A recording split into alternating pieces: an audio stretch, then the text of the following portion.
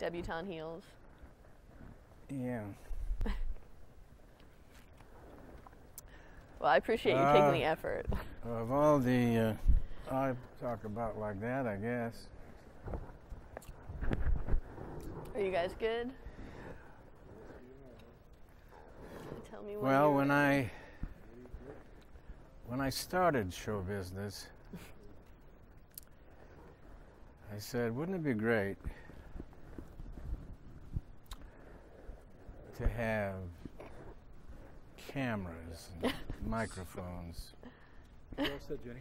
We're rolling. Okay, we're rolling. Okay. All right, so here we go. Bill. Yo. So you're a local boy from Quincy, Mass. Quincy. I am from Quincy, Massachusetts, one of the few places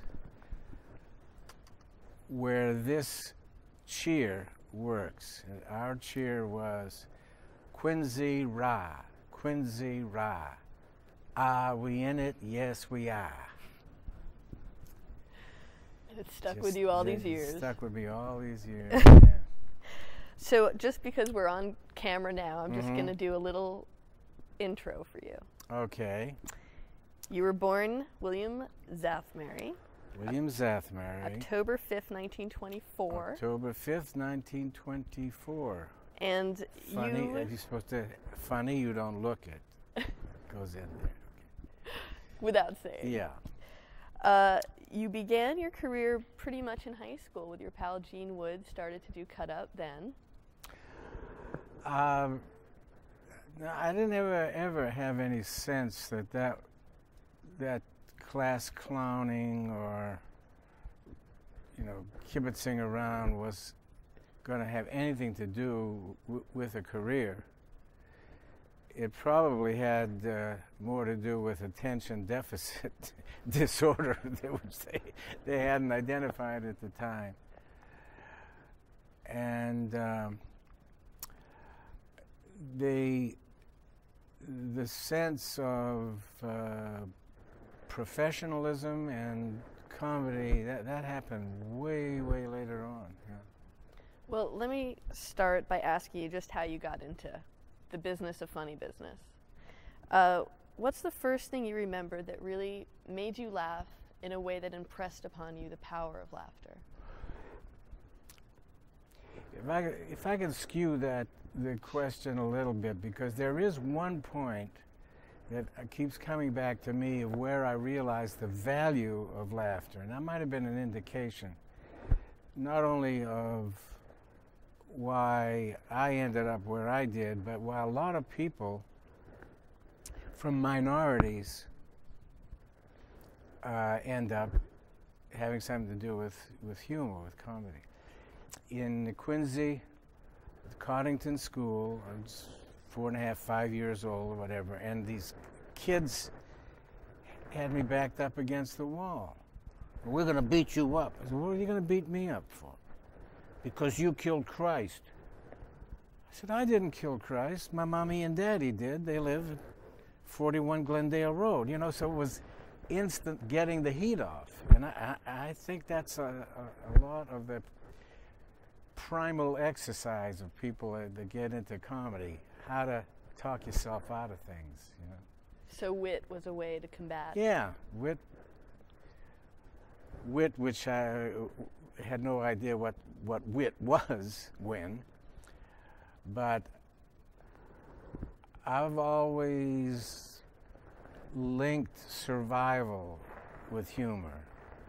It's just a way of getting from a potential dangerous point A to a safe point B.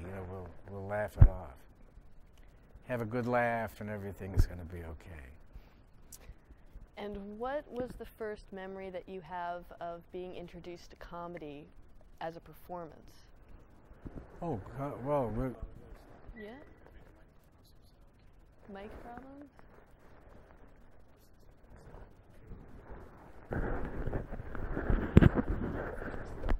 Did we get the beginning, or should we do it again? Are we still rolling? Okay.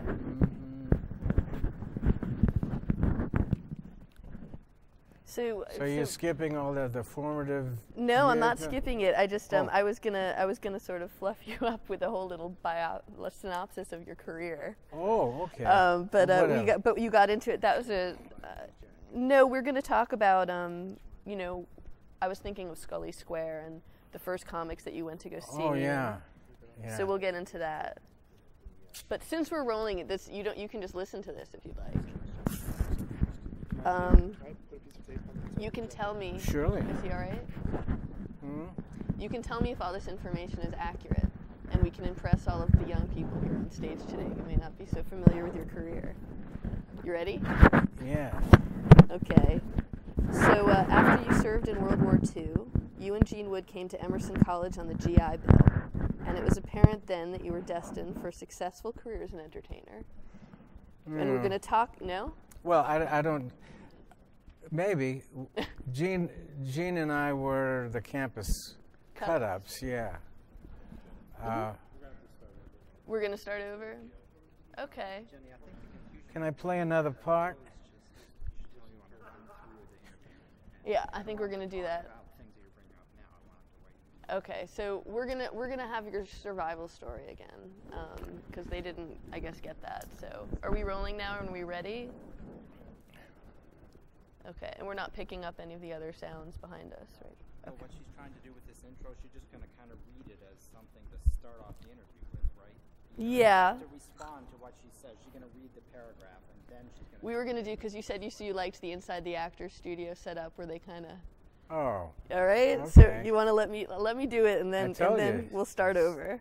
That's right. Okay, so we were up to Emerson. We're going to talk about your career today and what you have to teach from your varied experiences.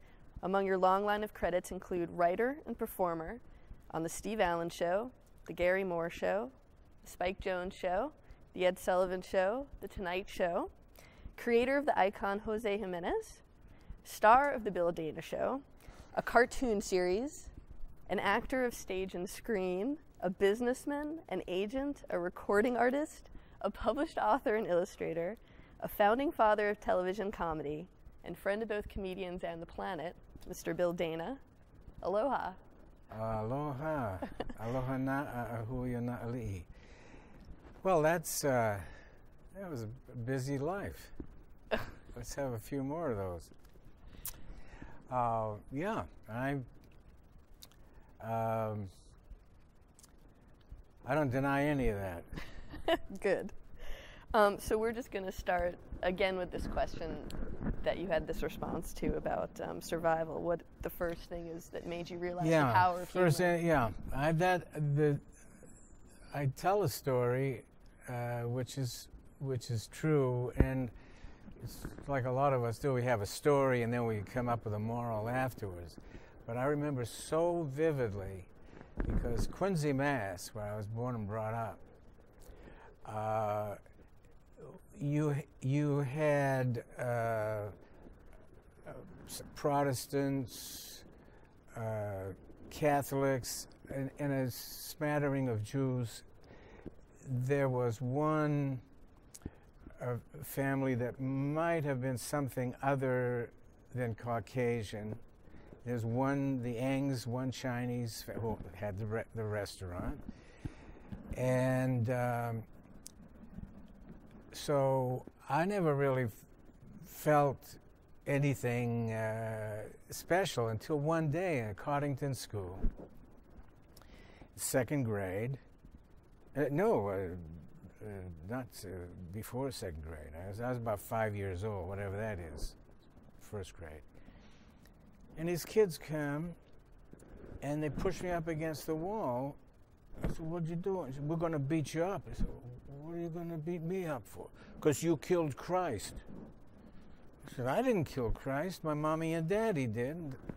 They live 48 Glendale Road." I mean, so the idea was getting the heat off. Now, of course, I didn't have that consideration then, but when I'm thinking back, it's a lot of what humor does actively and passively. You watch it, it helps you get the heat off, whatever, you know. And so much of it, the slipping on the banana peel, it didn't happen to you, it happened to somebody else, you know. There are 8,000 ways of going at that, but that little incident stayed with me, obviously, all these years. And it's a good indicator of what humor can do for you. Get the heat off. Do you think, other than being very quick on your feet, that there was something that it was in your upbringing, or by the fact that your Jewish background had some kind of other influence on you to prepare you to respond that way? Mel Brooks just wrote recently that, you know, Jews have been using humor to battle things like this always. So. Oh yeah, I think that, and I think there's definitely a correlation. There's no accident that African American, anybody who is in a minority and has to defend themselves, and if you're a little guy like me, you can't defend yourself. You either use your legs or your mind. So that must be at the root of a lot of what we know as humor, or that becomes performance humor. So let's talk about in Quincy, when you were a younger boy. You used to take diversions to Scully Square. Yeah, it's one of the great tragedies of my life was coming back to Boston and seeing that Scully Square was no more.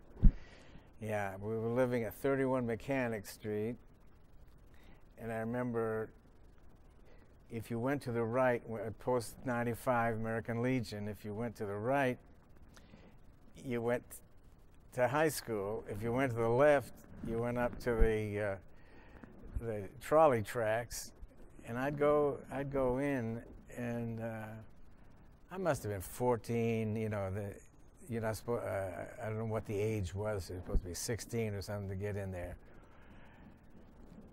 and see Georgia Southern or whoever these ladies were.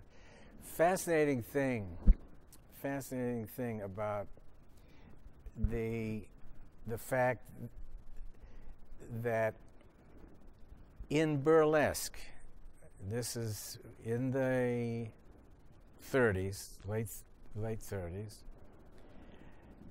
if you said hell or damn, you could go to jail. You would end up in prison for anything that's on primetime television today here in this city. So the expressions like "what a hey" and all of that were so they couldn't say a hell or a damn.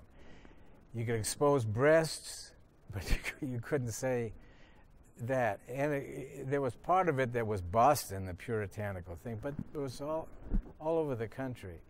So we that practice, when I eventually went into television, I used to came up eventually with people would say, "What's the difference between television when you were head writer of the Steve Allen shows?" The country was so uptight sexually, you couldn't show a close-up of the stork on Zoo Parade. You know, we had Elvis Presley on the show, guy there from the FCC. You had to shoot him above the waist. You know. So that is, I know I'm jumping around, but that is the main thing. And there's a sense of pride, I know, with writers of my generation, that we did not have the license for what is now just the actual, not the innuendo, but the actual words. And we were funny. With that license, they're no worse, but no better today in terms of humor. What you're seeing, the license of having all of the sexual references, innuendo, and all of that, it hasn't really helped. It's an interesting point. I don't know what that point means, but the television of today and what's going on now, it's almost the first question people ask you, what do you think of the young? The ratio of crap to good stuff is almost identical. So-called golden years of comedy, same thing, a whole bunch of crap and a lot of good stuff. But perhaps those early days of watching the comics who couldn't say all these things, it sounds like it informed what you found to be the challenge of creating something funny that was above the belt. Yeah. So would you say these comics that you were seeing, because they were comics too at these burlesque clubs, right? Oh, sure. The burlesque comedians, some of them, Mike Sachs, Alice Kennedy. Mike Sachs was a blind comedian, and they'd do Here Come the Judge, and everybody had to make sure they were in the right place so that when he hit them with the bladder, they were there. I remember, of course, I was sneaking in to see naked ladies, but I loved the comedy and had no sense about that was going to be my career. Let's jump ahead a couple years to you're at Emerson, and you started off going into radio. You had an interest in radio. Did you? Yeah, I was sort of at Emerson. I was, I guess I would have been called a radio major. Charles Dudley, the guys, Johnny Struckle. I mean, they physically built WERS. I mean, we built that first station. And our heroes were Bob and Ray, you know, Bob Elliott and Ray Goulding. And we had an Emerson Bob and Ray day, and myself and a couple other guys put the thing on. So we had our comedy heroes then. So you had a passing interest at this point in comedy, or did you think early on that you wanted to go into I thought I'd be in the radio production. And when we heard of television, I said, "What do you mean television?" And that story, Orson Welles, why television will never work. The story was, I saw a castle on the hill. Now everybody sees their castle, and it's got turrets and meadow flowing, there little lambs and cattle, you know, whatever a moat around it. That's radio. In television, you say, I saw a castle on the hill, and the art director says, well, is that pre-Crusades or post? You know, we only have $86 to build this castle, so it's going to be a very small hill. But little by little, we took a look at it, and because you're interested in radio, so the first emotion was fear. Oh my gosh, you know. But skipping a couple of points, what had happened, Gene Wood, and unfortunately the late Gene Wood, who was also from Quincy, we were as I say, the campus cut-ups, and I'd gone out to California trying to see what I could do there, flunked out totally. This was 1950. Graduated 50, and then right after, like in July, got on a Trailways bus to go back east, to go out west, and ended up totally flunking out of that. But I was at Douglas Aircraft, and with the testing division of the Nike project. And I got a letter from Gene Wood, who said he'd gone to New York City and became a page at 30 Rockefeller Plaza. And he was hanging around doing bits on the very first late night shows, Jerry Lester, Broadway Open House. And he said, "You remember the stuff we did at Emerson? They pay for that." So I got on a Guy Aylward, another guy from Emerson, and we drove the Studebaker where you didn't know there was going or coming. We drove back, and I was making like $60 a week, which is in those days was a lot of money, and went on the staff for $32 a week at NBC. Was great. That was a great experience, and that allowed us to rub up against the shows, and we became being recognized. Zathmary and Wood, and then there's a story about how I became after this word from my throat. Yeah, we want to talk about the name change, but you need to back up just a little bit. Let me back up. Explain, at this point, was it a conscious decision that you wanted to be a performer? And was that the reason to go to LA? Gene Wood affected me dramatically, number one, in finding Emerson College. So I had the GI Bill. I didn't have grade. I barely got out of high school. My sister Fanny hadn't helped to get me tutored. I never would have got it because I really was a flake in school, in the Quincy school system. So Gene delivered Emerson, and then later on said, if you become a page, we can rub up against this stuff, and we can become Zathmary and Wood. If you're in business with a guy whose last name is Wood, you always get first billing, because otherwise it's a wooden what's a wooden Zathmary, you know.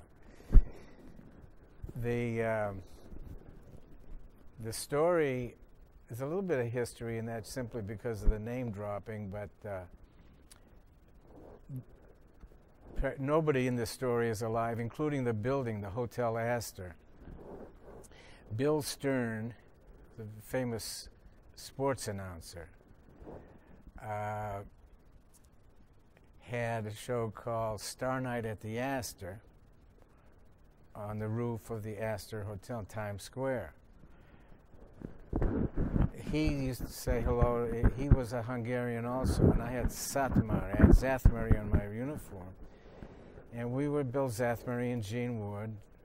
You could start that sentence, that thought over again. You were wrestling like... Oh, jeez. Okay. I've been in business a whole week, and I should have known better than that.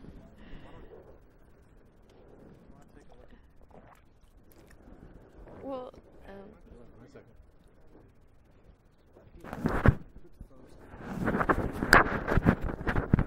oh. Yeah.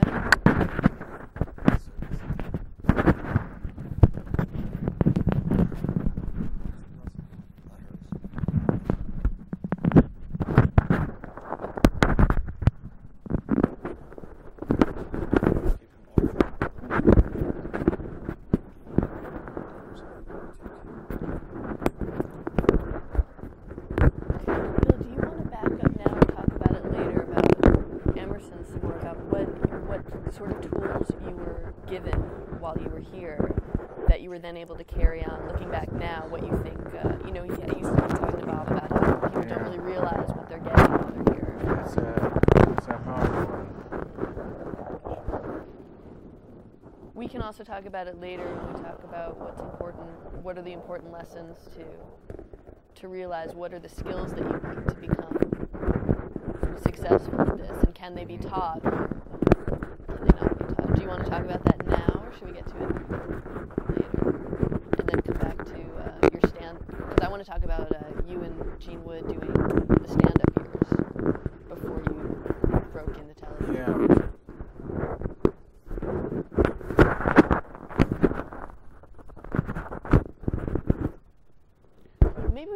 Maybe we could start again when you figured out that you were even funny, that you figured that you had some kind of talent, that you were willing to go and risk going out to LA or going to New York and working as a page you were trying to do something, you were trying to break into something.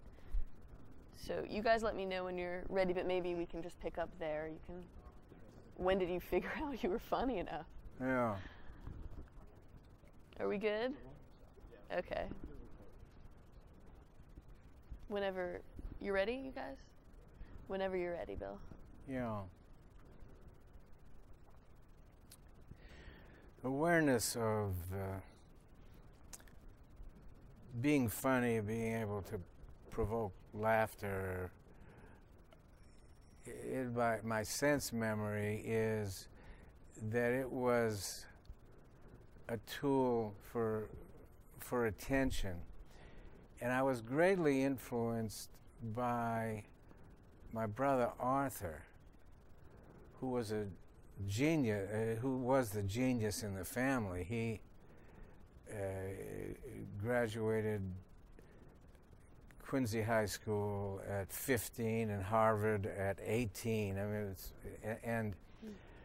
and he taught me an awareness of language and a respect for it, and pronunciation. He had a professor, Françon. If anybody in the house said Françon, no, Françon. So I learned a lot of the tools of the dialect and reproducing languages. I can communicate in several languages almost without accent. Si je parle français, c'est possible pour somebody who are from France, maybe, but I can screw around the east side of that, you know. And so it made me kind of a dilettante. And I mean, I French, German, Spanish, and Italian. And he brought my attention to the different sounds, which I used enormously later on. Mrs. Afebo, they were from Santander. I do errands for her, and she'd say, get a big baparop. I said, excuse me? Big baparop. Could you write that? Vicks Vapor Rub. You know, so, and all of this, you would hear it, but it didn't make any, get your attention. So my brother Arthur, who is still, thank God, is still alive. He's a professor at Princeton, emeritus. He's 88.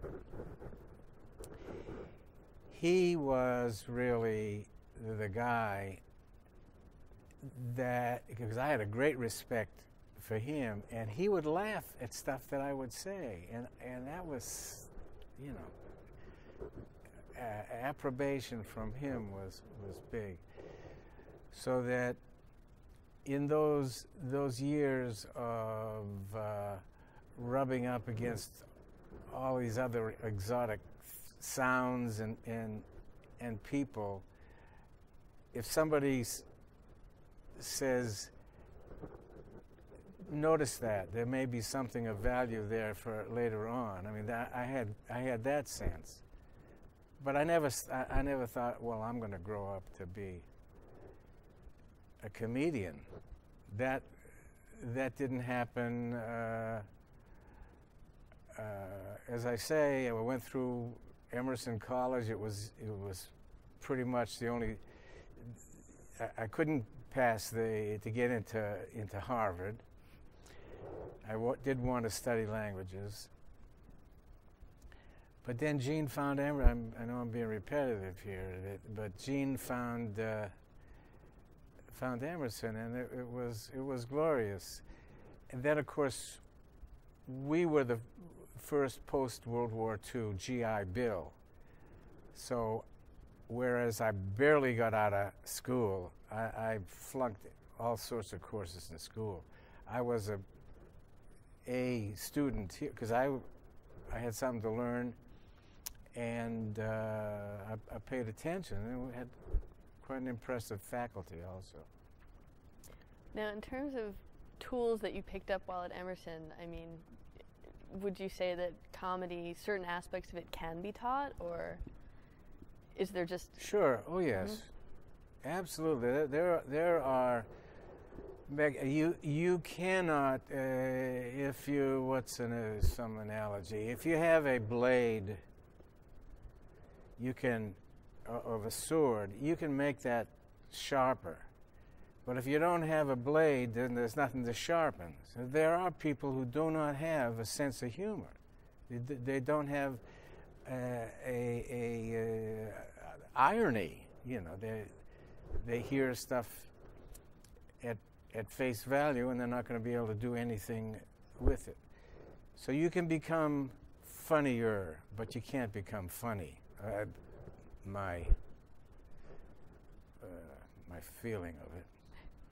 So you were still a cut up in college. You were getting response back, Yeah. but you were funny. But you were saying you're still. I got one C.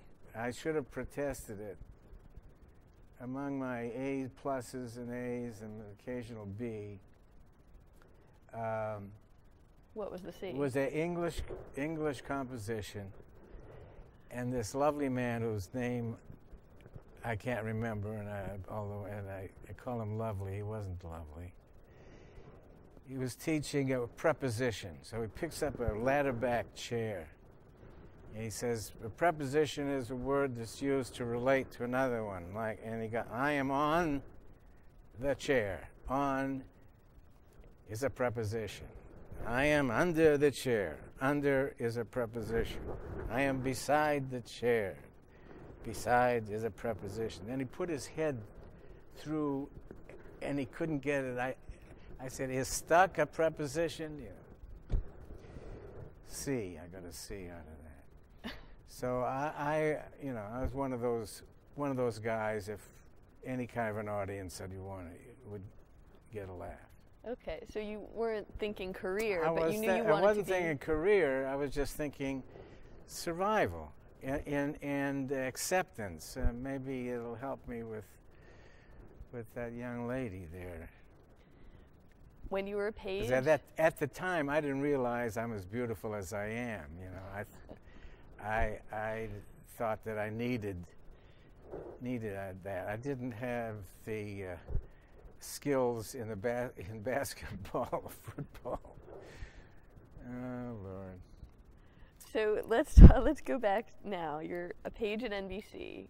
You're Yeah. rubbing elbows with people. You're obviously Yeah. smitten in some way by the bigger business. That's become a traditional pathway now, and as it was then. Being a page at NBC meant that you saw the greats, the near greats, the end greats of show business were walking by. I was outside of 6B, Texaco Star Theater, with Milton Berle, Eddie Cantor, all these big, when the Jerry Lewis, the Martin and Lewis telethon started, you know, I mean, all of that magnificent stuff was there. And Gene Wood, the fascinating thing about this is that Gene Wood and I were either stupid or brave. We broke in material on television. Before we ever went into a nightclub, we did these little routines that we had on TV. The first one was Broadway, Date in Manhattan, Ed Herlihy. The producer was Billy Harback. The director, Dwight Hamian. Dwight has got more Emmys than anybody in the history of the media. The trio was the Cy Coleman Trio. You know, everybody starts someplace, and so there was all of these folks there. It was a terrific opportunity. How did you get the chance to just be on the show, though, from being a Well, page? we auditioned. You auditioned. Yeah. We auditioned, and we were also, whether you're a page or not, you're part of the family. So, and then we got we ended up getting an agent, and that helped. Then later on, we went into the nightclubs, and it was in the nightclubs that I decided I didn't want to. It was too scary. And Gene and I had the opposite phenomenon. He could eat a full meal or whatever and go on stage, and then he'd start to get a little flop sweat and stuff. As soon as I got my first laugh, I just wanted to stay there. You know, this was home. Wow, I'm saying something, they're laughing at me. It's love, you know. But we were supposed to be not Martin and Lewis, not a straight man and comedian. We were supposed to be Sid Caesar and Sid Caesar.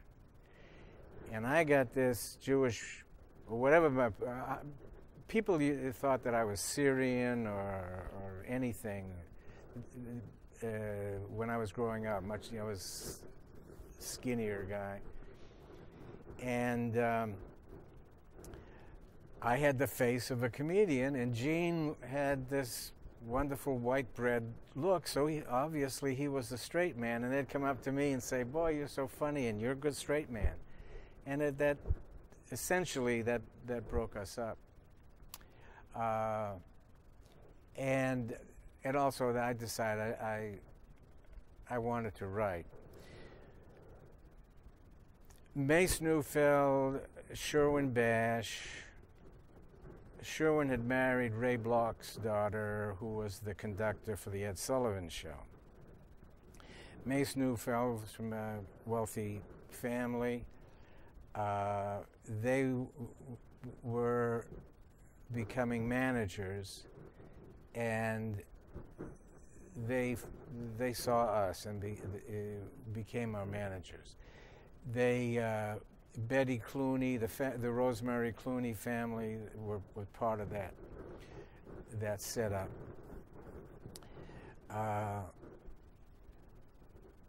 But when we broke up, I decided, because I had been writing the material for Dana, some we wrote together, but a lot of it I was writing myself. And I said, do you think I'd have a career as a writer? Because Gene had gone on to getting some other gigs with Tom Poston, as a matter of fact. And I was just collecting unemployment. And then Mace brought me to the Ruban Bleu, chic East Side nightclub in New York, to see this comedian that comes in. "There's your man, Inspector. A liar, a cheat, a thief, and a homicidal maniac. But he's my son, and I love him." He said, that was Don Adams doing an impression of William Powell as the Thin Man.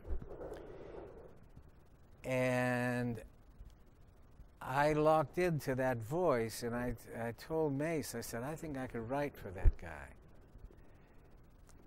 Well, there's a musical comedy sequence that comes out of that. It would be great to tell you with Don. But I was on unemployment, and I had met Imogene Coca when Gene Wood and I were in Bermuda. And she needed a house sitter. And so I said I'd be happy to do that. She had the most gorgeous apartment in 300 Central Park West, the Marjorie Morningstar building there. Duplex. You walked in, had this beautiful white pile rug and an ebony piano and this whole thing. And Mace told Don Adams, "I think I've got a guy who would like to write for you. Maybe you could visit with him." He gave him the address. And he opens, and I was in this borrowed smoking jacket. And Don is saying, "What's this? Some crazy rich guy wants to write? What is this? You know?" So we're talking back and forth. Color television. He hadn't seen that before. There was some Picassos on the wall. So in the middle of this craziness that this eccentric, wealthy young man wants to write comedy for me, and we'd agreed that I'd make 10% of his income, and he was making $150 a week, so I was going to do this for $50,000. While I'm talking to him, I reached in for something else, and my unemployment check fell out. So pretty soon it all unraveled, but he was more impressed with the fact that this was Imogene Coca's apartment. And then we started writing together, and if the word magic is appropriate, I'll use it. And the early routines were all based on that character, but I would say, let's keep that same voice, because when you give a punchline with that character, it just follows through. So the first routine was the defense attorney. Your Honor, ladies and gentlemen of the jury, for the past 20 minutes I've sat idly by while the prosecuting attorney has stood up here and made a complete ass of himself. Now it's my turn. It was good. I mean, we knew we were into something really good. And then he started to do, we did the Mr. Football, Leon Football, and all the men. Oh, this umpire school, which became a classic. Mr. Baseball, you know. Now, men, it's going to be a tough row to hoe. Some of you will make it, and some of you will crack. Those of you who make it will go on to great things. Those of you who crack will be umpires.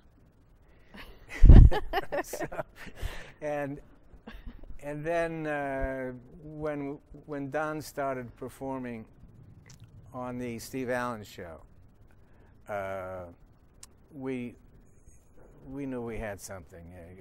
And then Herb Sargent and Stan Burns were the two writers on The Tonight Show.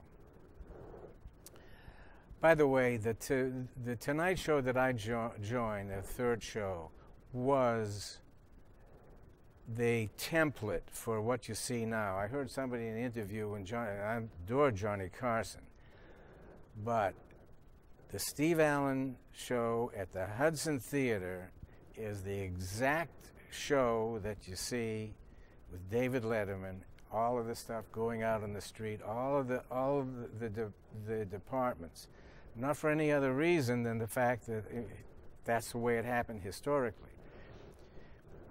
The Carson show, we had Skitch Henderson, our trumpet player was help me, he's the one that went on with Carson. Doc.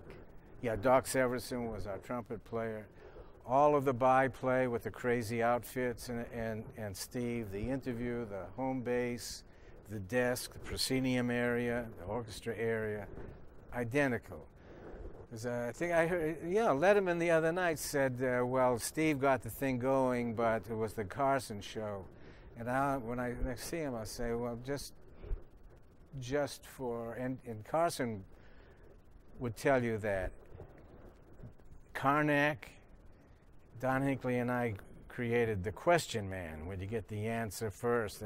I tell that story of one of my proud moments is that President Kennedy's favorite joke was one that I had written for the question man. The answer was chicken teriyaki, and the question was, give the name of the oldest living kamikaze pilot. Right. And so that became Karnak, you know. So just This is just for the sense of justice and history. Steve Allen show, the template for the Carson show, Carson for everything else that followed. right. So just back up a bit. It was because of Don Adams appearing on the Steve Allen Show that Herb Sargent found you and basically asked. Yeah, Herb, as you would, Steve Allen wrote all of his own material. Then he hired Herb. Then came Stan Burns, and I was the guy, the next guy. And our stock company of singers was Andy Williams, Pat Kirby, who left the business, and Steve Lawrence, Edie Gourmet. The Hudson Theater, 44th Street. Best of the best. Yeah. So let's talk. Oh, sure. Sure. On his mic. Keep the thought. Yeah. I want to get to Jose, but I want to talk a little bit more about Steve Allen and. What am I doing? Yeah, is he rushing it or anything? Can I have that in writing?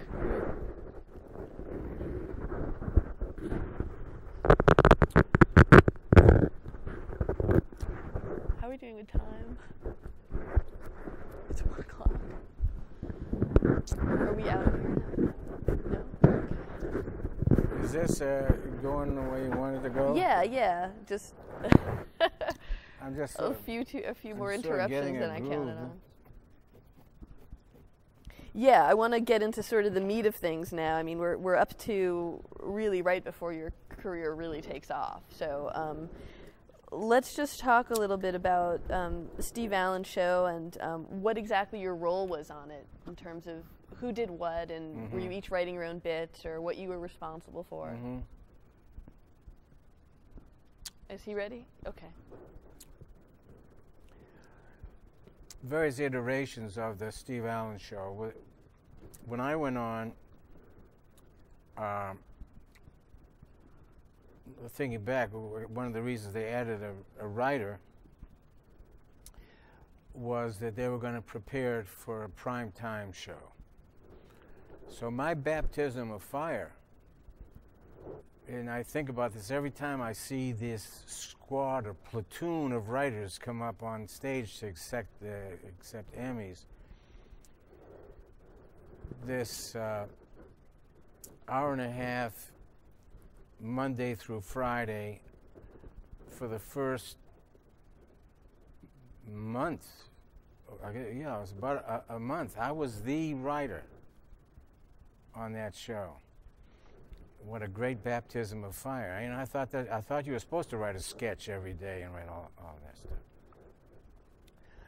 So I got really instant realities of the fact that you can't screw around. I mean, here you have to be productive. Steve Allen was a great mentor and always in action, always doing something productive. If we were on a break, he'd leave the piano or go over to the piano and do some musical dictation. When I was at his memorial service, Tom Poston says, since Steve Allen died, he's written 73 songs. You know, it was like that. The family, when we went prime time, basically Leonard Stern came in as a fixer or whatever. There's all of that politics that happened. But we were still at the Hudson Theater, and then we went up to the Colonial Theater in Columbus Circle. But I was very, very happy. Once in a while, I'd do a little bit, and the next writer to come in let's see. Who am I skipping? Peter. Anyway, Don Hinckley was the important one because I'd never been a writing team. I'd written for a comedian and with a comedian, with Don Adams. But now I had that of writing with another guy, liking him instantly, and we started writing really funny stuff. We created the survival of any of these shows, as you see with the top 10 lists and everything, is to find the departments that work. And the first department we wrote, which became sort of our report to the nation, was because Huntley and Brinkley were the big news people. So it was the Nutley, Hinckley, Butley, Winkley, the weekly Nutley, Hinckley, Butley, Winkley report. Reporting in shallow about what's happening across the country. When we moved out to Los Angeles, in Burbank, in November of 1959, in one of these, it was called Pre-Christmas USA, What's Happening, Getting Ready for the Holidays. And just out of the air, I thought, well, wait a minute, if we had a school for Santa Clauses, and the instructor were Latino, and then, so we went on, Pat Harrington is a straight man, hi, this is Chet Nutley, we're here at a school for Santa Clauses. What is your name? And I had no beard or anything, just had a little Santa Claus outfit with a little hat. What is your name and what do you teach Santa Claus? My name, Jose Jimenez. And there was a big laugh. And I remember thinking, whoa, wait a minute. What do you teach, Mr. Jimenez? No, Jimenez. My name, Jose Jimenez. And what do you teach Santa Claus? I do this, now this is the early Jose who barely spoke English. I do the Santa Claus, I do the Santa Claus, I teach a Santa to speak. So that was the first laugh. What do you teach him to say? I teach him to say, now we pulled down a thing and it had J-O, J-O, J-O. Ho, ho, ho. That was his whole start. That was the total essence of the creation of Jose Jimenez. Ho, ho, ho. And then it was like a B movie. People calling in, who is that guy? Because they were used to having what we call left fielders. Joe Interleggi, the human garbage can, or Mrs. Miller, all of these people would come onto the Steve Allen show. So they all thought this Jose Jimenez was Emerson. It was the real thing. And if you did a time lapse, you can see that in the very early, struggling to hear. He heard without irony. If you said, "You must have some opinions on the race was baked," all right, I will. You must. Okay, I will. Jose then became more and more hip and a little bit more conversant. And by the time I had my own show, 63, 64, he was still the naif, but very much in charge. And he was using polysyllabic words in there, maybe misunderstanding. But I just fell totally in love with that character because it really was whatever Pollyanna and good guy was in me was just, Jose was totally pure, nothing below the belt. I mean, he would see a beautiful buxom lady and say, "Good afternoon, sir," with one of those. But that was very, very fascinating to be that close to the creation of a character. Because I'd seen the Don Knotts when Don came on and did that little that little nervous guy. Are you nervous? No. All of that. You saw all of those characters evolve. Louis Nye with a very sort of prissy, hi-ho, Steve Reno, you know, with the,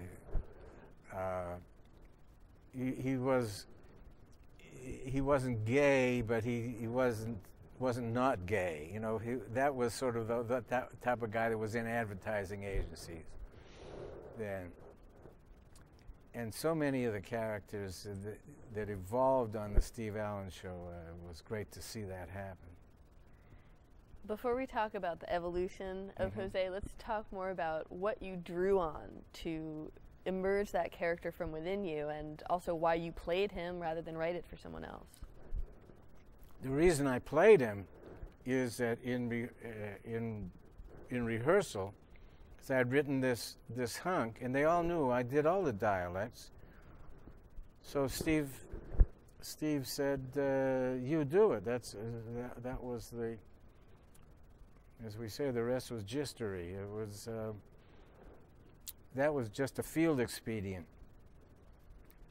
But it had a life of its own. I mean, it was just Topsy that grew. I'm just curious what sort of tools you had at that point to draw from to create first the accent, where that came from and why. Well, all of my accents and dialects go back. The interest in it was from my brother Arthur, as I said earlier. The specific character and understanding this configuration happened on vacation from Emerson College, 1947. A friend of mine, father was a lieutenant colonel at Fort Brooke in Puerto Rico. So Guy Aylward was a good pal, also an Emersonian. We went down there to have a vacation, and neither one of us had been in Puerto Rico. And I met a guy. It's funny because so much of this is part of my act, because just telling these stories sort of works. At the Club Nautico, the yacht club, I'm talking to this guy. I said, "What do you do?" He said, "I am the Dutch representative." I said, "How nice. You with the Netherlands government?" No, I am the Dutch representative. Holland, Tulip. No, I'm the Dutch, Plymouth, Chrysler. In gratitude, I've been driving a Jaguar ever since. But that's a true story. And then that got planted into my computer. This is 1947, and I used to tell the story, and others that I picked up in the dialect. And somehow along the line, I decided that when I would use a dialect, that it wouldn't be a caricature, not an unkind stereotype. So the thing that used to really bug me, a lot of times people would refer to Jose as a stereotype. Well, the fact of the matter is, number one, there was a lot of Jose's, all the various changes and iterations of the character. But if you got in a cab in New York City and somebody said, "Okay, where do you want to go?" You don't say, "Oh, this guy is doing an impression." You just think it's the guy. So everybody thought he was the real thing, and I delighted in that. He was a naive, totally Pollyannish type of guy. But he was unique. And so there's hours to talk about the movimiento, the movement, and what happened. Some of those stories will curl your toes what went on in the 60s because of the desire for the Latinos to get some kind of a representation in the media and in society in general. So Jose got caught in a firestorm, especially already a big hit nationally with a big Latin base, but they had an ad for Southwest Bell, let your fingers do the walking through the Jello pages. And there was these big signs, JELLOW, all over the place. And I got a call from these friends of mine in the movement, in La Causa, Viva La Causa. And they said, hey, what are we going to do? We got a public utility. We got to hit him. I said, take your best shot. I didn't have that investment in this character, but I never had a sense that there was anything hurtful about it because you come from your own intention. And I know I'm jumping around, but this of course is at the core of my. Every performer has a core story or some sort of an engine, and the fact that something you had created was becoming important by virtue of the fact that it was lightening the load for people. This is what I'm saying about going all the way back to Cardington School. I didn't kill Jesus. My mommy and daddy did. You know, people want to get that load off, get the heat off. And laughter, of course, is that great balm.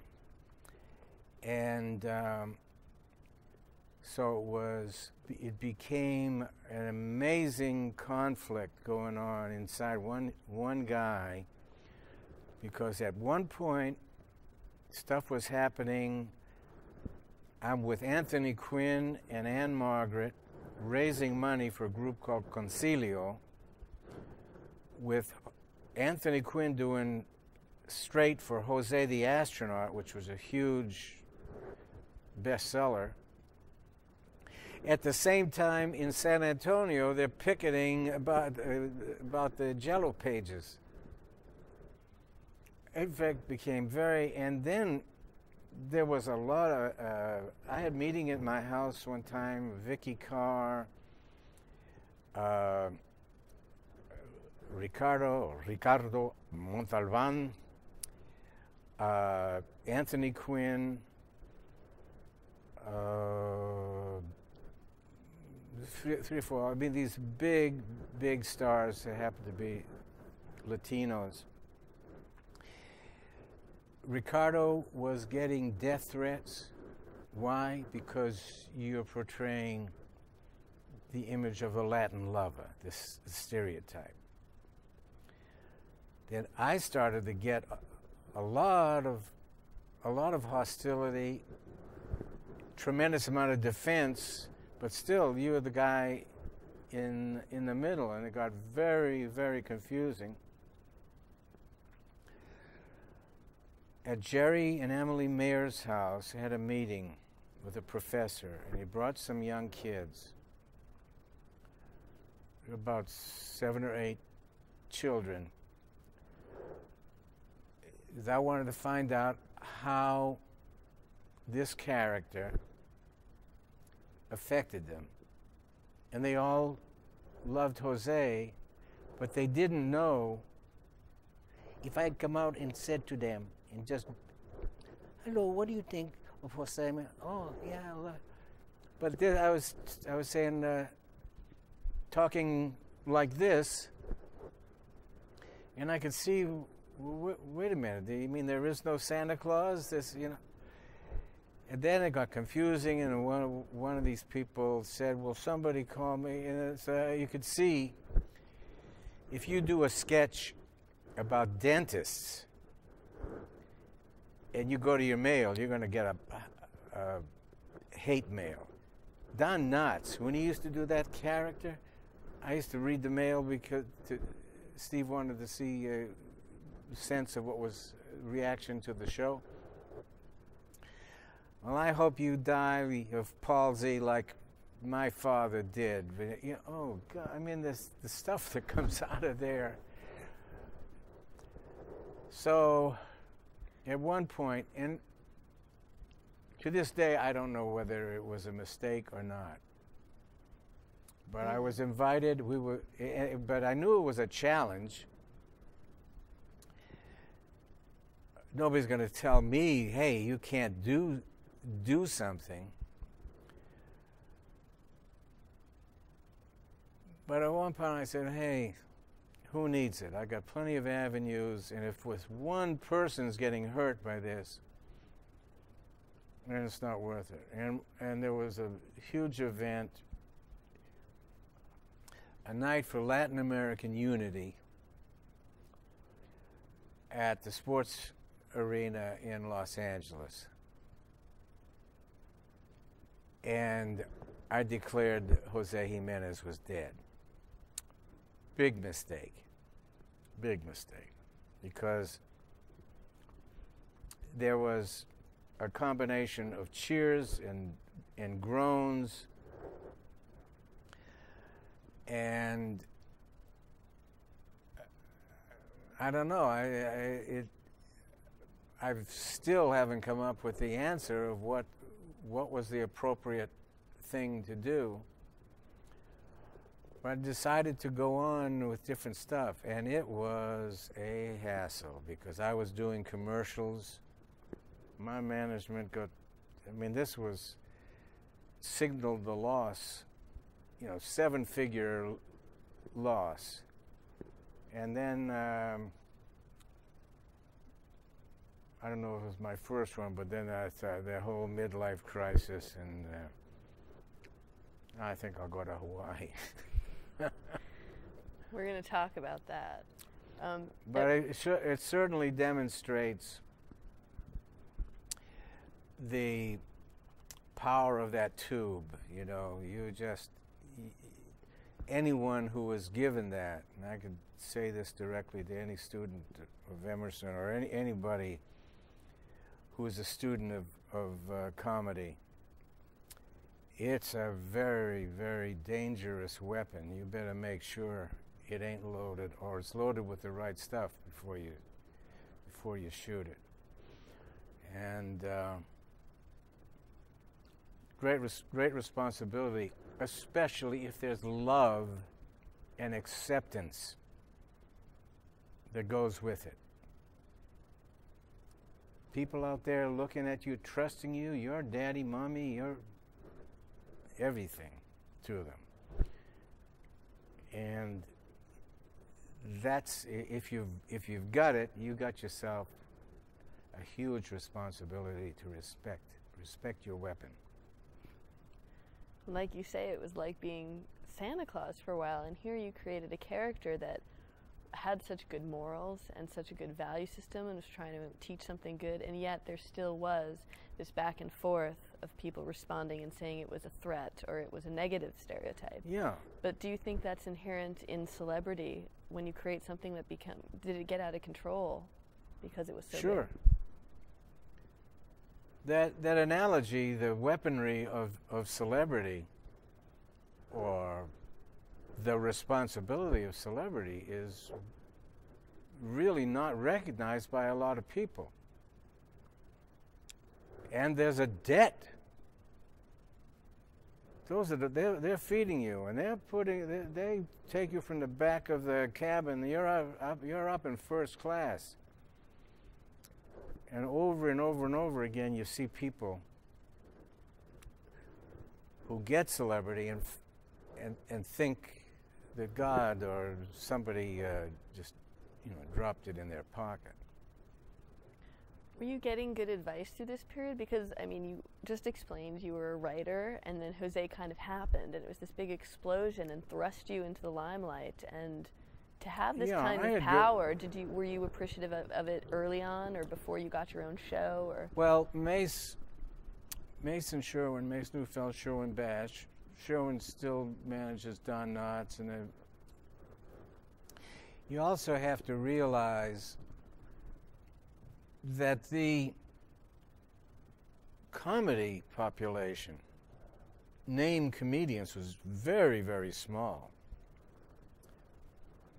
The comedy club phenomenon happened, and now you see comedians all over the place. But then identifiable people in comedy when I was going through this was 20, 30 people, maybe more, but I'm talking about people who were the Jackie Gleasons, and then a beat ahead of me would have been the Jack Benny and Fred Allen. Oh God, I adored Fred Allen.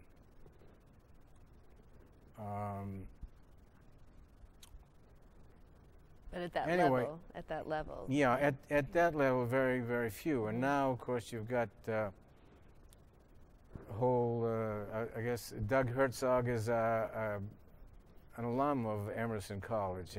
Look at the Comedy Channel, where you got all of that stuff. What were some of the immediate effects on you of achieving that level of celebrity status? I mean, you started doing more shows and more appearances, and you were kind of it's confusing because I never wanted to. I started calling myself a hyphenate, and then I started to overextend all over the place. But if you'd come up to me and say, you can only have one hyphen, writer, producer, performer, jaywalker, which one do you want to keep? I would have kept writer. The cliche, if it ain't on the page, it ain't on the stage. So to this day, I mean, that's... And in my own case, what has evolved is that I know what I am is an inventor. That's what happens to people who progress and step out in front. They've invented some kind of a different thing that communicates. Chris Rock invented something different than Richard Pryor.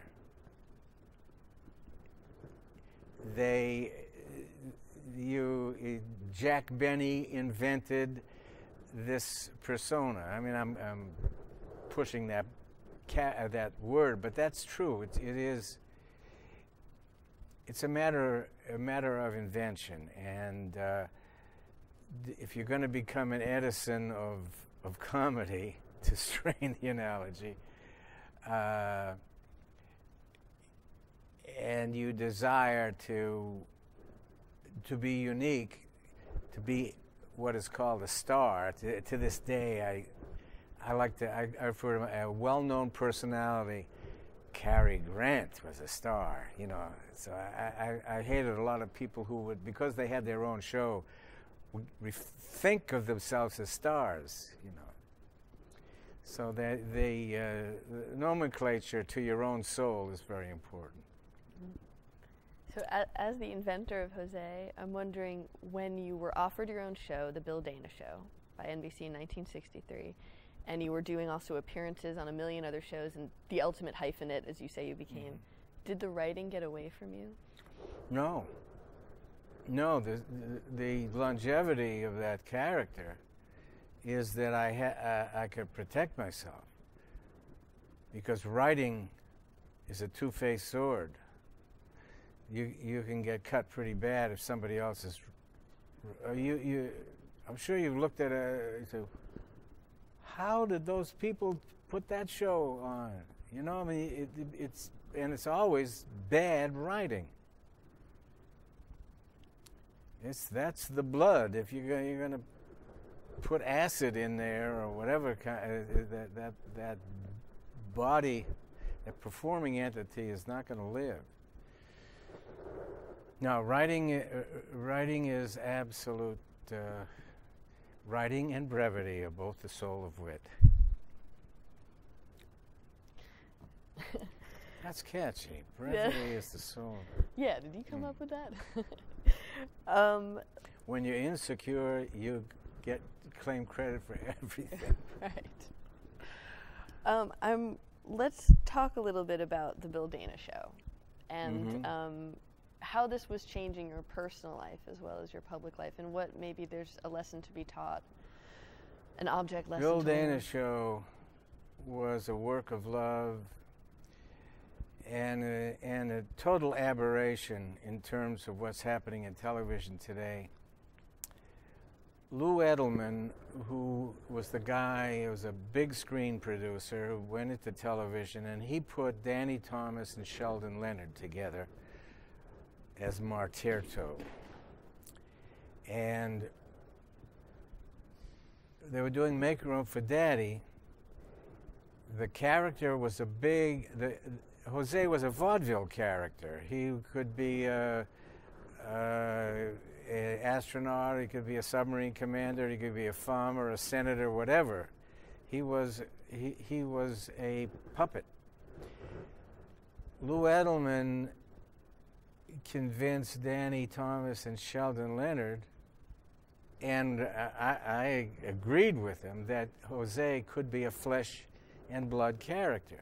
So we tested it, that he would be the elevator man.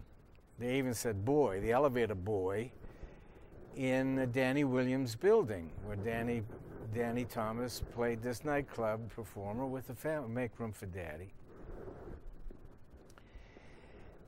That's the Jose that I want everybody to remember, because that was the flesh and blood character.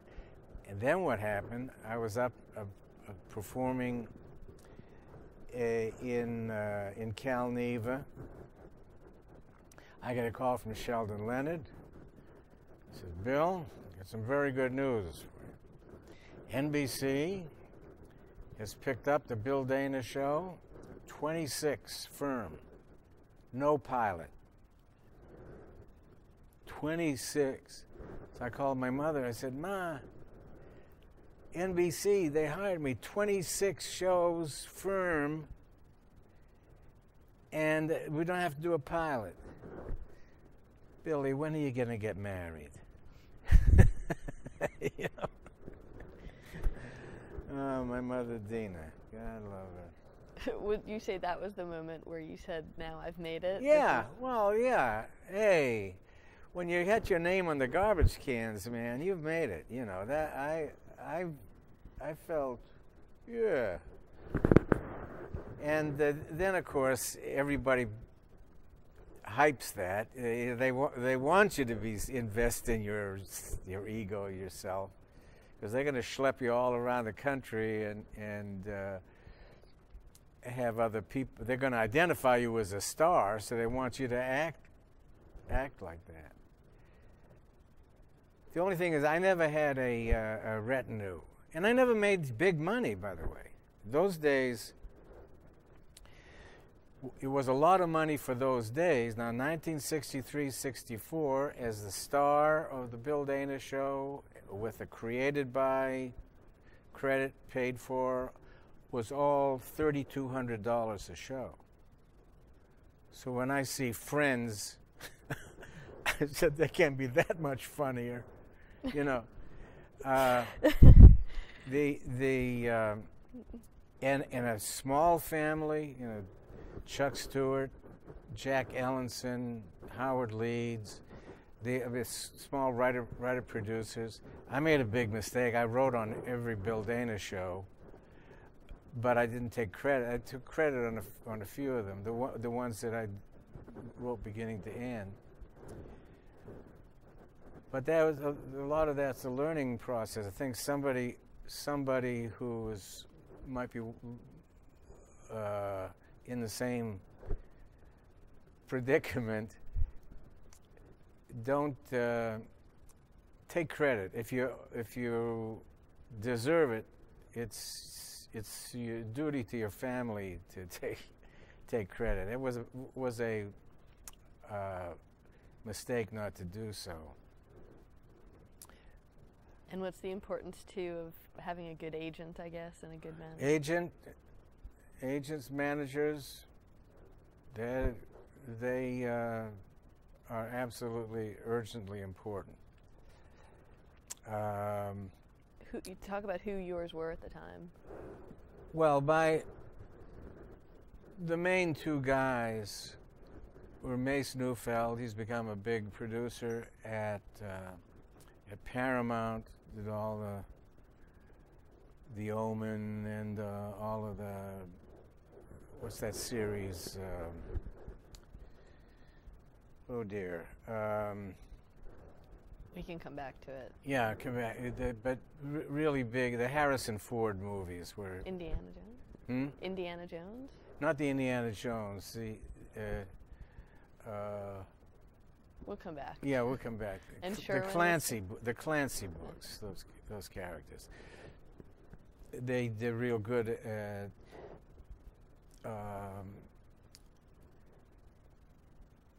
Mace Neufeld, Sherwin Bash, Paul Rosen became Paul and Bob Rosen. I'd very some good quid pro quo. A guy in my life now, Shelley Schultz, has made an enormous difference. I mean, he stayed with me. I mean, it's no secret that the Pagliacci syndrome is rampant in humor. I mean, I don't know any comedian who hasn't had some form of depression. And I had a big dose of it. Of course, of all of the managers, and the one person, the most valuable person in my life, in the entire history, is my wife, Evelyn Schuler-Dana. That's a big thing. We got to do a book. And I've talked to Mort Saul and Shecky Green, all these wives. Every comedian's wife, when they go out, they get the same thing. Oh, you're married to Shelley Berman. Oh, you must laugh all the time. Yeah, you know, it's a horror story to be married to a comedian. Why particularly? I was only married to one briefly. Oh, Lord. Why is that? Why is it? Because most comedians behind closed doors are basket cases. You imagine what it's like to stand in front of a couple of thousand. I mean, here at the Cutler Majestic, to stand on this stage and have the place loaded, and you say something, and all of those people, in the form of laughter, say, "I love you for this moment. You know, I really love you." That's, you know, forget H or what's the ice or what's you don't happen to know. Forget it. So, is having a strong ego part of the secret to being successful and being able to portray that strong identity, like me? Yeah, I'm here to be I liked? think a strong ego in control and kindness, love. I mean, that's what you're selling, and if you hate love, you ain't gonna last. You're not gonna last long. And respect. I mean, the motherhoods that happen between a performer and the audience in any medium, whether you're writing for New York or you're doing a cartoon, the relationship if it has the kind of respect that says, I've manufactured something and I want to make you a little bit happier, that's good. You know, people say, hey, thank you. Yeah. And then when you get it in the kind of dosage that a successful comedian does, so you can see where a lot of wackiness comes out of that. Yeah. It's a lot of giving of oneself. Yeah, giving or exchanging. Mm-hmm. You know, I'll do this for you, and then you give me, you give me that. You give me a big kiss in the form of a laugh. Right. Let's go back a minute. The Bill Dana Show is canceled in 1965. The Bill Dana Show is canceled? Oh my God. Oh, I don't know. That is, talk about mini Holocaust. Yeah. Being canceled ain't good.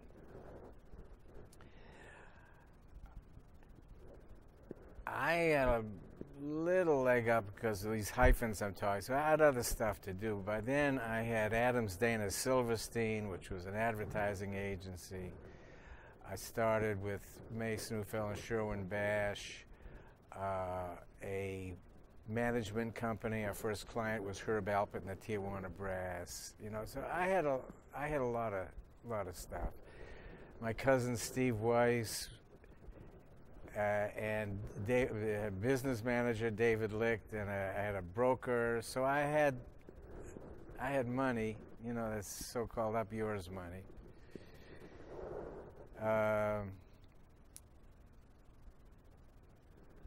But if you've got a show, then you know it's a quality product, and it gets canceled. And in those days, number one, they put me across the street from Ed Sullivan. There's with this, we could go on for hours and hours of just with Ed Sullivan stories alone. And weren't you up against Lassie on the programming? Wasn't that what your competition Well, I was. was? They had me up against everything, and then. Of course, the character of Don Adams, who was Byron Glick, the hotel detective, that character never ever changed. And I was doing dumb stuff, but I had been part of that.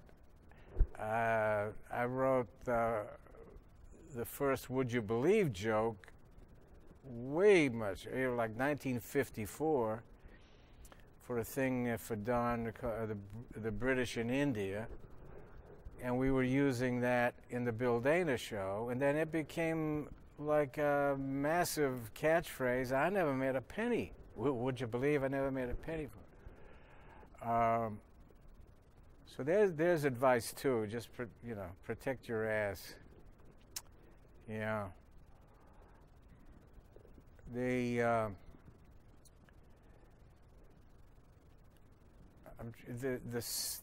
stuff that probably people that are watching this who are interested in becoming performers of comedy probably can't avoid is some kind of depression. You're dealing with such a responsibility, and you're just litmus paper. You come out on stage, and although thank God I never had the sensation of bombing that much,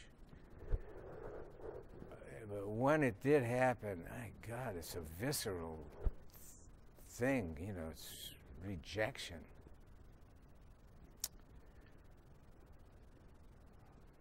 Being a hit is better than being a bomb. Write that down. Words to live by. Now, did you find that humor was something you could fall back on again like you had previously as a survival tactic? Did you find yourself using it that way? Well, the humor is always there, but depression is chemical. As far as I can see, something happens that changes the chemicals in your body. Why it is so consistent, I call it the Pagliacci syndrome. Shecky Green will do a commercial on Zoloft. I mean, it's literally saved his life. I came out of mine just like that, self-limiting, but it was 30 years. I mean, a long, long time. I turned 80 October 5th, and I am happier now. I mean, 80 I really think is the old 60. And I'm not depressed, and it is such a delightful thing, my gosh. Another thing to write down, don't get depressed. No, right before, I think the major incident was you were working on the Don Knotts special in 1969. Yeah, that's right. I had created the Don Knotts Nice, Clean, Decent, Wholesome Hour. And it was a successful special on NBC. Anyway, CBS bought the show. Mason Sherwin asked me to come and produce the show. And this was severe midlife crisis time. I always loved, ever since 1959, before it became a state, Andy Williams and I went to Hawaii. And I fell in love with Hawaii. So that became a place where I went to nurse my wounds. And I forget the name of the nurse, Leilani something. Stop that. Oh, Evie, you must laugh all the time.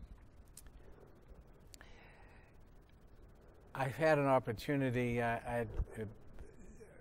We haven't talked about the space program. That became a major force in my life. We'll come back to it. But when I left that show, it was very symbolic. I mean, it was giving up, and I took a review I had written. I even called it "This Ego Trip" by written, produced, performed, starring Bill Dana. Did I? Is it your deer? 29. Don't you know that I'm being interviewed? How much time is it? Are we okay to keep rolling with this tape? Okay. Okay, great, thanks. I love you, and I just gave you a big plug. You must laugh all the time. All right, honey, bye. You see that? Yeah. People will think that was a staged thing. Was not a staged thing. Okay, can we try that again? Different ring I would this time. turn it off. I'm sorry. That sounds like Students of comedy. Yeah. So we're talking about you go to your Mecca, which is Hawaii. I went over there, had the Bill Dana brand new old traditional Hawaiian review, just a small review.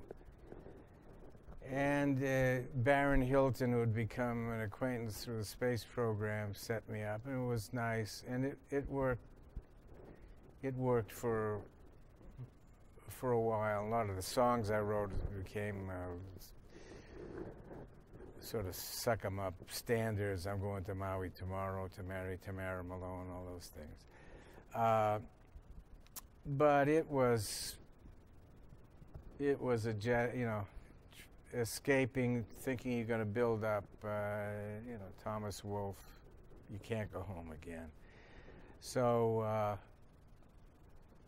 I loved Hawaii, and Evie and I eventually went to Hana, and you know Hana, the next step is off the planet. So I am just so happy now being back and working with the guys, with Mort Saul, Shelley Berman, Dick Gregory, Yeah. Professor Irwin Corey, and laugh a minute, Dick Cavett.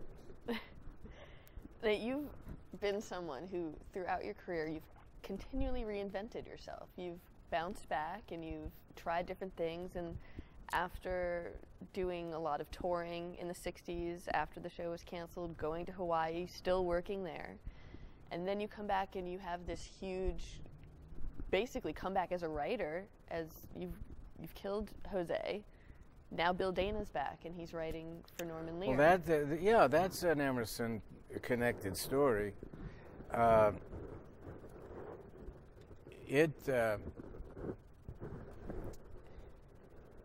What happened is that Bill Dana totally lost his identity. I mean, I was Jose Jimenez as far as anybody was concerned. And I wanted to come to get back into the business of writing. At that time, Norman Lear had the world's biggest hit. It was All in the Family. And so I made a date with him, and I said, "Gee, would you let me write an episode?" He said, "Oh, we have staff. We've overcommitted with outside scripts. No chance. Unless," he said, "we got a guy, Sammy Davis Jr., who goes on stage at the Sands in Las Vegas a half an hour late so he can see All in the Family, and he tells everybody what Archie and Edith did. He's going to be our only star, and if you can find a way to get the real Sammy Davis into the mythical Archie Bunker household, then you could write that script." So we kicked around a bunch of ideas, and then we had, hey, he moonlights as a cab driver. So why couldn't he have Sammy Davis in his cab, and why couldn't Sammy leave his attaché case, and the next time he's going, if you go from Manhattan to Queens, you got to go by where they lived. So the mathematics was worked out, and I wrote the first draft, and Norman said, "This is the best first draft we ever had," and we're going into rewrites. Rewrites? Send it to Tiffany for polishing. What do you mean? So I was on a huge high. I thought the first phone call I got from rehearsal was Sammy Davis. It said, "This is the greatest thing," and they're already talking about Emmys. This might be the most important thing that I can transfer here for students of comedy. What happened was, Jerry Goldstein was my manager at the time. His secretary, whose name I've expunged, instead of calling the Academy of Television Arts and Sciences, called the Writers Guild about this script, and they said, "Well, it won't be eligible till next year." Hence, a little craft card. A little card is a craft card, has to be sent in to be submitted. Everybody walked away with an Emmy from that, except the writer. I mean, I got credit. They were generous enough to give me the credit, but you know what happens? All television shows are a team effort. But the fact of the matter is that and this happened to Carol O'Connor, it happened to Tim Allen. I don't know. Have you ever changed the rules of this guild? I don't know. But you must take responsibility for yourself. Protect your ass at all times, in any of these award things because some of them have rules.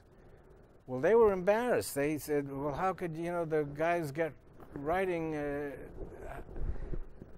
and then they called me back and said, no, there's no way. What dominoes would get, if we made that exception for you, the dominoes get pushed over, and so instead of being my big breakthrough, back into depression.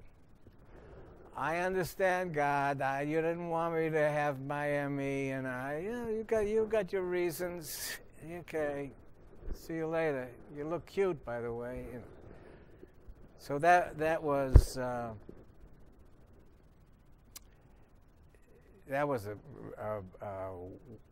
clop upside the chops there. That was not good. And as I was saying, it convinced me that I better stay in Hawaii some more until I find out I'm not that bad a guy. So that was now the joy just having that credit, and they were generous to give me sole credit on it. I was reading Norman Lear has a book. It said his favorite. Somebody asked him his favorite line, and the one he picked out was the curtain line of Act 1. All during Act 1, Archie's been telling Edith and everybody, hey, the guy's got one eye, he's got a glass eye now. Cool it. You understand what I'm saying, Edith? Repeat it to me. Okay. So at the end of Act 1, you're sitting there, there's some coffee. He said, Mr. Davis, do you want cream and sugar in your eye? After telling everyone not to mention it, right? And now the tremendous amount of joy having been connected with that. Norman Lear, Emersonian Norman Lear, has been there so many times for me. In the early days, it was Simmons and Lear, Eddie Simmons and Norman Lear. Eddie Simmons, the Boston boy. They were the highest paid comedy writing team, Martin and Lewis, on and on. And they were doing the Martha Ray show. And they hired me to do some bits and pieces early on. So over the years, Norman has been a pal. And that's another thing about it. You know who your friends are. Yeah. Yep.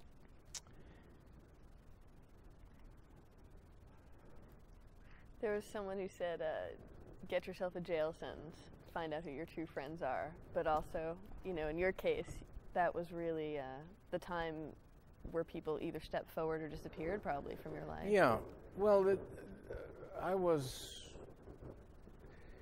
if you're in Los Angeles, in that community, show business community, and you move to San Francisco, you're out of the business. So when I was in Hawaii, you're off the planet, And now we're living in Nashville, but I make sure to let people know you're around. Aside from this All in the Family episode, which is clearly a highlight, although it resulted in something not so positive for you, what are some of the greatest achievements that you could say these were the moments I'm most proud of as a writer, as a contributor to the art of comedy? I don't think there's anything. I don't think there are very few people that had the uniqueness of privilege that I have, because Jose Jimenez became the 8th Mercury astronaut out of a possible 7. On May 5th, Cinco de Mayo, 1961, Al Shepard became America's first man in space. Deke Slayton of the Capcom, the first words from the ground, astronaut going into space, okay, Jose, you're on your way. If you see The Right Stuff, the movie, you see Jose through the whole thing. So that by far, that's my most proud accomplishment that corny phrasing, but bringing the light stuff to the guys with the right stuff. Yeah, can Yeah, you that's- talk about what you said it before, but explain what you mean by lightening the load, and about how comedy has in specific instances in history really made a difference. We're in discussions. Now I wanted to be here at Emerson, and most likely that's what will happen. But I was with Al Shepard, and I'm on the advisory board of the Astronaut Scholarship Fund. And all of these guys remained extended family. So we're in Titusville, and they wanted to do they'd already sort of enshrined Jose, but they wanted to do it officially, and I said, geez, I don't know if, you got Neil Armstrong and Jose Jimenez, just doesn't compute. But then I said, wait a minute, there should be a whole separate thing, and I invented on the spot, for distinguished service, lightening the load on the way to achievement, on the way to space, the United States Astronaut Hall of Fame Medal of Humor is given to Bill Jose Jimenez Dana, Don, the reluctant astronaut, whoever, Art Buchwald. And then we pulled back a little bit, and all of a sudden I'm saying, wait a minute, this is a basic idea. An institution, maybe it's something that the American Comedy Archives at Emerson could do, or some educational institute does, the Halls of Fame Medal of Humor. Every single profession, there's a body of humor that lightened the load on the way to achievement. Rock and roll, baseball, whatever you, plumbing, whatever. So I'm now dedicating my life, and it's doing well while doing good. I mean, I'm a working stiff like anybody else. The overall title is to support diseases for which there is no known fundraiser, causes for which there is no known fundraiser, and to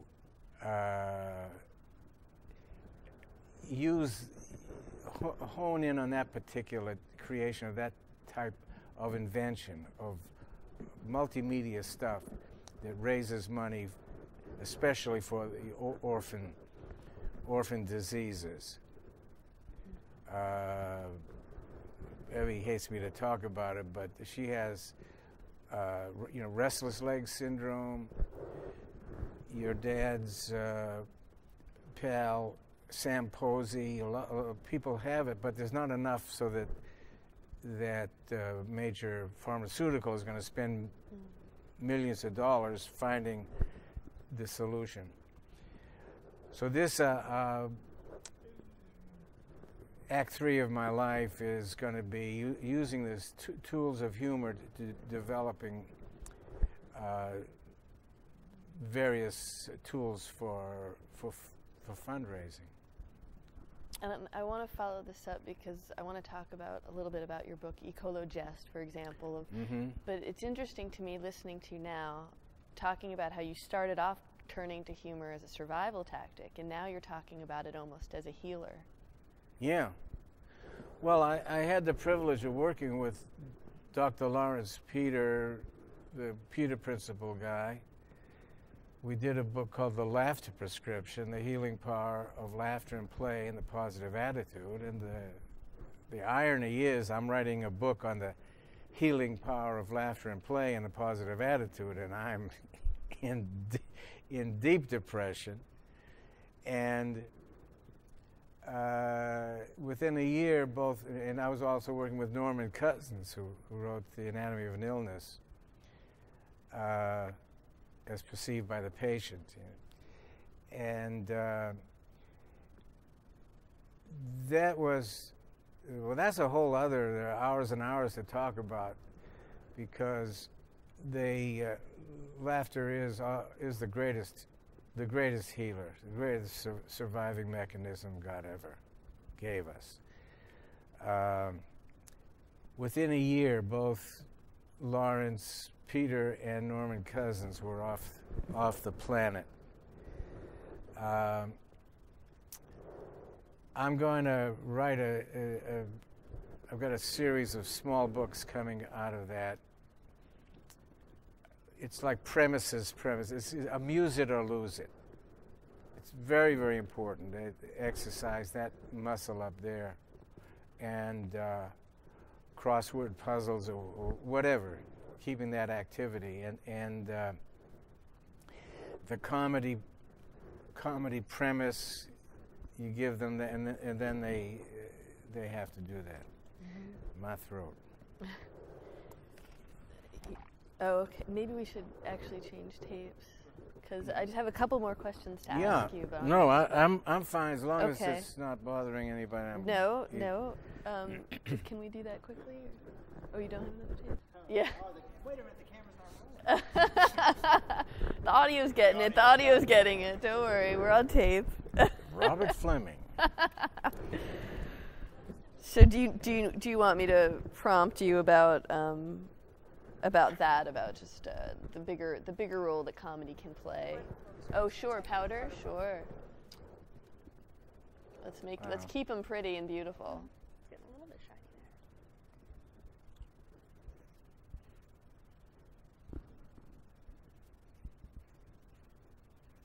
Is he ready whenever he is?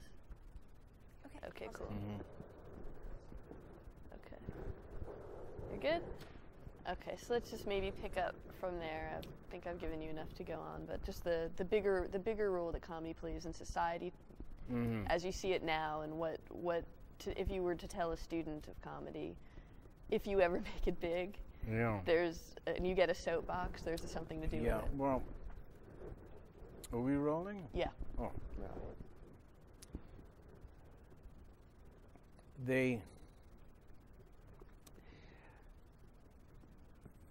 The only thing I could think that would improve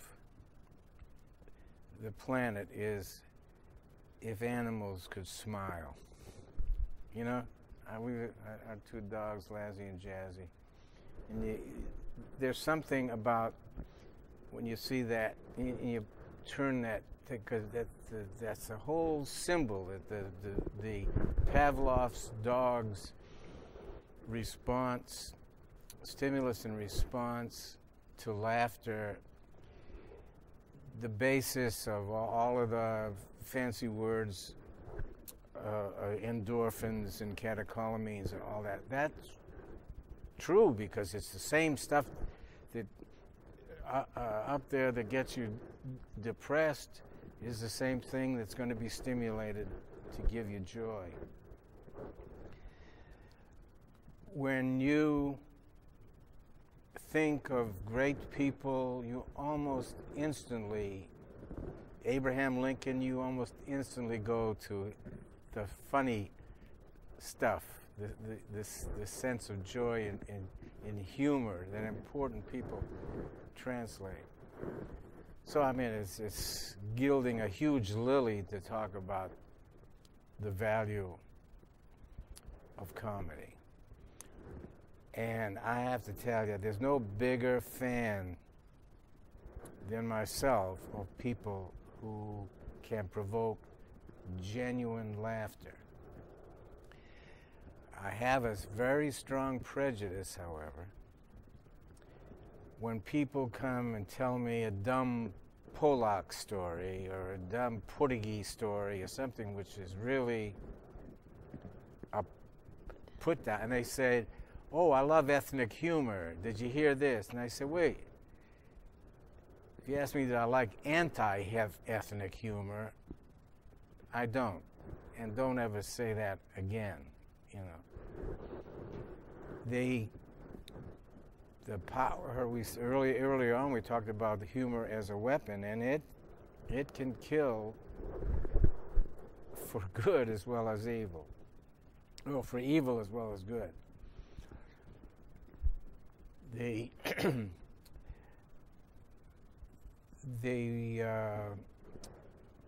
I guess I'm repeating what I'm saying earlier, but there is a huge responsibility. And every day we see it flaunted because people will do the wrong stuff in front of young people especially. And you can teach in a millisecond people to hate. Well, in the how's that song go? Rodgers and Hammerstein. You have to learn all of these things. Do you remember the songs? Oh, gosh. You have to be whatever. Mm-hmm. Gives Bob Fleming something to look at. You Gotta have be to be. Anybody know the name of that song? How's it go? From South Pacific. And it talked about the theme was it's racial intolerance.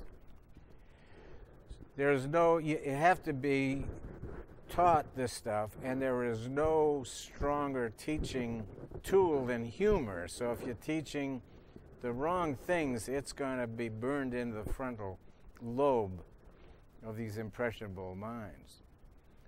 That's why the PBS and some of these places where they protect this is very valuable. And that's why a lot of that, a lot of the stuff you see where there are really hostile stereotypes. This is under the heading of "Don't get me started," and I don't want to make enemies, but I loved the character of Jose Jimenez because it was a love-based organism. And I despise a lot of the stuff that's out there because they're just purveyors of hate. And a lot of below-the-belt comedy now that passes for... Well, the idea that the strictures that we have, we mentioned before,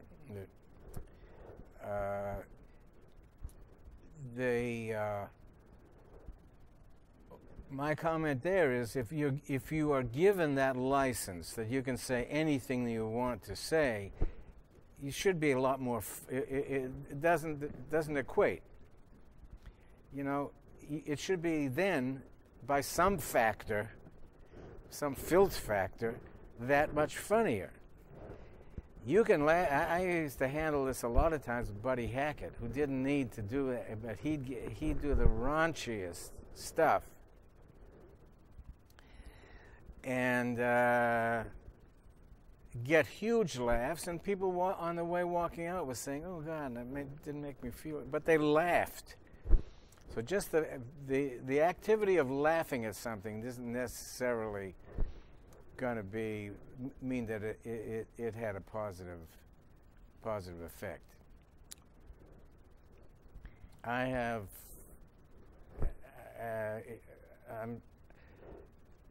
the big joke has been my theme. I think everything is explained in the big joke, or if not explained, is put out there as a huge question. And I'm one of the few people that not only knows the big joke, but knows why God wrote the big joke. It's a two-parter. Humankind says to God, "God, it hurts when I do this." And God says, "Don't do that." And the punchline is, even though we know it's going to hurt when we do that, what do, class? We do that. And that's the big quandary. That's what we wake up and face every single day.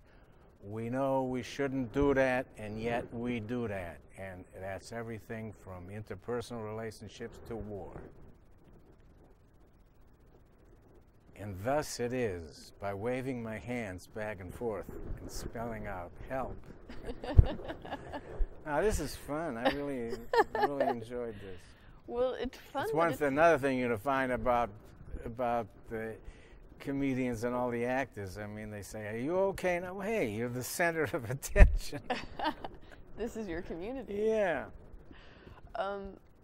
Given that everything you said about, you know, the kind of humor that passes today for humor, and having all those restrictions about what you could say, and really comedians were forced to be a lot more clever with puns and playing on words to not be so explicit. What's the value of the project that we're doing now, of talking to people who were funny then, to teach to kids today? Do you think that it's essential that you know who came before you to be good at what you do? Yeah, I think as a matter of technique as distinguished from gift. Earlier we talked about the blade, you need the blade. Well, if you don't have the gift, forget it altogether. Once you have the gift, then everything else is, what are the techniques? What's the delivery system? You've got this weapon, how are you going to get it most effective? I don't respect anything or anybody more than humor and people who know how to deliver that mechanism. Do you think it's one of the toughest jobs to have? It can be. And again, if you're given the gift of creating and delivering humor, and you've got another gift that eliminates or assuages the fear aspect, it's number one of almost every phobia list is standing in front of any kind of a large group. When I walk out on stage, the Cutler Majestic Theater, and the audience is there, what a gift to say, they like me, and they're going to like me even more. They already like Jose Jimenez. Now they're going to meet Bill Dana, and I'm going to tell them some stuff, going to make them laugh their asses off. You know, I think you can tell a lot by who avoids the meets and greets. Like, I love the meets and greets. After the show, you go over and you talk to people. It's just wonderful, and obviously that is the narcotic that drives people into entertainment. Clearly. What would you say the most essential quality or skill of a comic would be then? The most essential, I think that it's respect. Thank you, Rodney Dangerfield. I think that if you were given respect / love, that if you were given the gift of feeling the respect and the responsibility of a talent that allows individuals or groups of people to experience laughter, you've done a good job. So, Bill, we're coming towards the end of this. I'm curious, clearly this has been the thing that drives you, and being in the public and sharing yourself with people. And I'm curious, even if there was no one around, even if you were back in Hana and no one came to visit you, would you still write jokes? Oh yeah, I do it all the time. Yeah. I never ever stop writing. when I was in Hawaii, I was just giving my stuff away. I was doing NNN, no news network, no news all the time. We distort, you decide. I had a very sort of left politically headlines like FBI decides to connect the dots, arrests everybody by the name Dorothy. I love the political satire is, I guess, the highest achievement in humor. Really? Oh, yeah. Why is that? Well, because it's affecting lives. It's affecting lives and death. Yeah, if there were a few more laughs in the United Nations, it would be a lot better off. And ever since they lost major clowns like Kissinger, I wrote a line one time about him. You'll know the period when I tell you the line. I was being interviewed, and it actually had where the image came from. I said, "Oh my God!" I said, "What's wrong?" I said, "I just realized that if Kissinger were to die, Nixon would be president." Meaning, there's nothing new. You say the same thing about who's our vice president? Yeah. Can't lose it. You can't. Anybody who loses their sense of humor is in deep doo-doo. Deep doo-doo. So comedians, and particularly political satirists, offer something to comment on, because life is an absurd world we live in today, and what they have to offer is, what do you think? What is the role of the comic today? Is it something so essential to our society? Oh yes, I think it's vital. Either in two ways: either as point making, humor is the shortest distance between 2 points, obviously.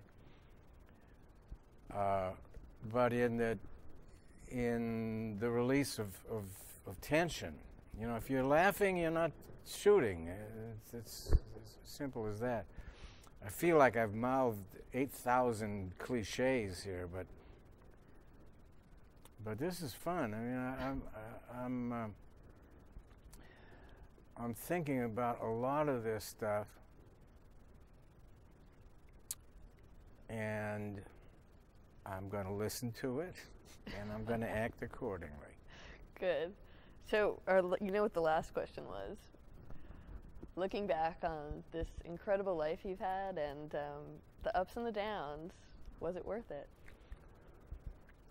Absolutely. I wouldn't have, don't change your hair for me. I have a clumsy analogy that if you're happy and content where you are, and you look at the pathway that got you there, you got to love every one of the stepping stones, even the ones that have a lot of crap on them. That's what got you here. I'm about done. I know that you probably have some catch-ups that we missed. But I'll just, while we're still rolling, you're still on tape, I'd like you to just state what you're hoping to do with this whole project that we're doing, because we should say this is the first of a long line of collected history that we're getting. Yeah. And what is it that you hope that it can impart? Well, what I'm hoping is that it can augment the student is going to go make the same mistakes and fall down and do but when you're tripping on the way down, if you can think about the value of what if you're going to go out there and try to make people laugh, to realize that the responsibility, the craft that you're learning now is just as important as brain surgery. And that's why we have this brain. You take the brain of the dwarf and put it into the stomach of the monster. Then we take the stomach of the monster and put it into the brain of the dwarf. And then, and only then, we eat lunch. That's great. You want? Oh, we're gonna go back, I guess, a little to if everyone's willing to stick around here. One question? Well, just try this one. Oh yes, we didn't. I didn't ask you this. How would you describe your particular brand of humor? What is unique about Bill Dana's humor? Well, you have to presuppose there is something. I guess there is something unique about my humor, because everybody's humor is going to be involved with their own corpuscles. You know, the gestalt of your entire experience is going to make everybody unique. The thing is, if you're going to get paid for it, you got to be a little bit uniquer, and those usually are going to be happy accidents, like in my case, the accident of Jose Jimenez. And everything else is bromidic. I mean, you know, it is to use I use the word so much, I keep coming back to it, so there must be something there. Is to have the respect for yourself and the smarts to know that you have to respect your audience. And that you were able to engage in a 50-50 marriage. They give to you, you give to them. It's nice. It comes like that, comes together. Is stand-up for you then more rewarding than doing television, where you don't have the immediate back and forth? Well, I enjoy stand-up.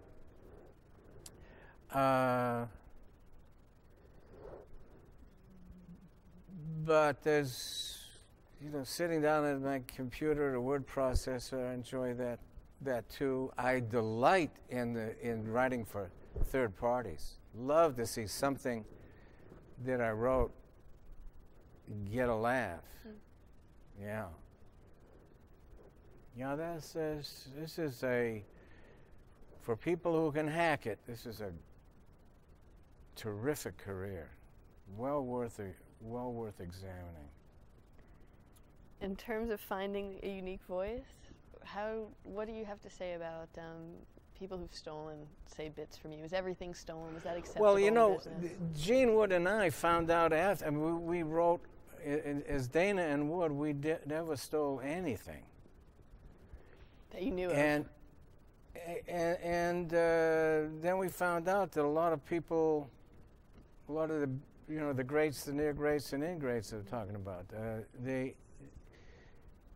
that was done a lot. The famous line about the two comics arguing in the Borscht Belt,